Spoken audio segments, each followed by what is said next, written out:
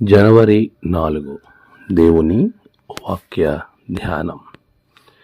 మీ మీద నీతి వర్షము కురిపించినట్లు ఇదివరకెన్నడును దున్నని బీడు భూమి దున్నుడి. హోషేయ 10:12. మన ప్రభువైన యేసు క్రీస్తు నామంలో మీ అందరికీ ఈ ఉదయం శుభములు తెలియజేస్తూ ఉన్నాను. ప్రియులారా, దేవుని మహాకృప మన జీవితాల్లో ఎంతో గొప్పగా ఉన్నది. దినము వెంబడి దినము ఆయన మనకి అద్భుతమైనటువంటి దినములను అనుగ్రహించుచూ ఉన్నాడు.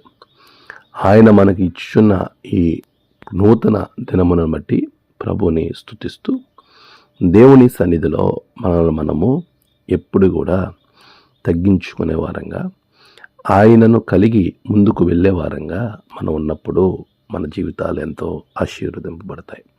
ప్రియ విశ్వాసులారా, దేవుడు మనకి అనేకమైనటువంటి ఆశీర్వాదాలతో పాటు కొన్ని అద్భుతమైనటువంటి పనులను కూడా అప్పగిస్తూ ఉంటాడు. హోషేయ భక్తుడు ద్వారా నేటి వాక్యాన్ని మనం గమనించినప్పుడు, మీ మీద నీతి వర్షం కురిపించినట్లు ఇదివరకెన్నడును దున్నని బీడు భూమి దున్నుడి. హోషేయ 10:12. దేవుడు మన మీద నీతి వర్షాన్ని కురిపించడానికి ఎప్పుడూ సిద్ధంగా ఉంటున్నాడు. మనము నీతిని కలిగి జీవించాలని కోరుకునేటువంటి గొప్ప దేవుడు. అలాంటి నీతిని మనలో పుట్టించడానికి, లేకపోతే నీతి వర్షము మన మీద కురిపించడానికి ప్రభువు మనకిస్తున్న ఒక అద్భుతమైనటువంటి కార్యం, బీడు భూములను దున్నే అవకాశాన్ని ఇస్తూ ఉన్నాడు. ఇదివరకు ఎన్నడూ దున్నవి. చాలాసార్లు మనం ఏం చేస్తామంటే, ఎక్కడైతే అవసరమో లేదో అక్కడే పని చేయడానికి ఇష్టపడుతూ ఉంటాం, లేక మనకు కంఫర్ట్ ఉన్న ప్రదేశాల్లో మనము ఉండడానికి ఇష్టపడతాం. కానీ ప్రభు అంటున్నాడు, నీవు ఎక్కడికి వెళ్ళవలసి ఉందో, ఎక్కడైతే దున్నని వారు ఉన్నారో అలాంటి ప్రదేశాల్లోకి వెళ్ళి నువ్వు బీడు భూమిని దున్నవలసినటువంటి బాధ్యత ప్రభు నీ మీద పెట్టాడు. ఎన్నడూ దున్నడైనటువంటి బీడు భూమును, ఎవరు అక్కడ ఎలాంటి పని చేయడానికి ఇష్టపడనటువంటిది, లేదా చేయకుండా అలా వదిలివేసినటువంటి పరిస్థితులలో నీవు అక్కడ పని చేయడానికి సంసిద్ధులుగా ఉండాలి. నీవు అలాంటి వారికి వాక్యాన్ని అందించేవారిగా, అలాంటి వారి దగ్గర స్వార్థను ప్రకటించేవారిగా, అటువంటి క్రూరమైనటువంటి ఘోరమైనటువంటి మనుషులకు స్వార్థను ప్రకటిస్తూ నువ్వు ముందుకు వెళ్ళేవారిగా ఉండాలని ప్రభువు చాలా స్పష్టంగా నీతో మాట్లాడుతూ ఉన్నాడు.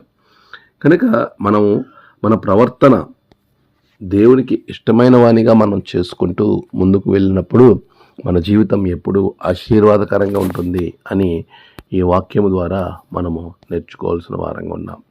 హోషేయ గ్రంథము 10వ అధ్యాయంలో ఎఫ్రాయిమును ఆయన మాట్లాడుతూ, నీవు చేసేటువంటి ప్రతి విషయము దానిని దేవునికి ఇష్టమైన వానిగా నువ్వు చెయ్యాలి, దేవునికి ఇష్టమైనటువంటి జీవితము జీవించాలి.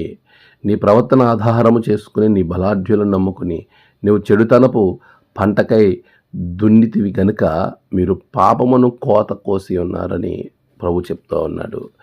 మనము మన ప్రవర్తన చాలా జాగ్రత్తగా మనము కాపాడుకునే వారంగా ఉండాలి. ఈ నూతన సంవత్సరంలో నూతనమైనటువంటి జీవితాన్ని జీవించేటువంటి క్రమంలో మన ప్రవర్తనను దేవునికి ఇష్టమైనటువంటి ప్రవర్తన మనం కలిగి ఉండాలి.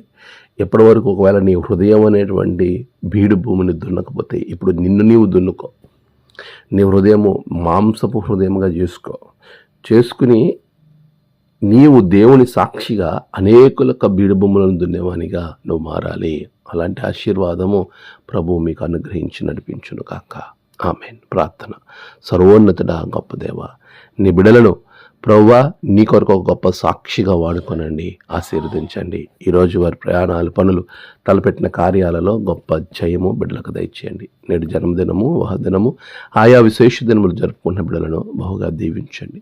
తమ ప్రియులను కోల్పోయిన వారి కుటుంబాలకి నెమ్మది, ఆదరణ అనుగ్రహించండి. ఈ దినము అనారోగ్యంగా ఉన్న వారికి మంచి ఆరోగ్యాలు దయచేయండి.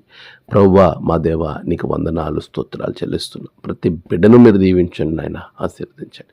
నీ కృపలో ముందుకు నడిపించమని ప్రార్థన చేస్తున్నా. మీ సహాయం దయచేయండి మా తండ్రి. ఈ దినము జరిగే ఆరాధనలో మీరు తోడుకోండి. మీరే మహిమ పొందమని యేసు నామమున ప్రార్థించి వేడుకొంచున్నాం తండ్రి. ఆమేన్.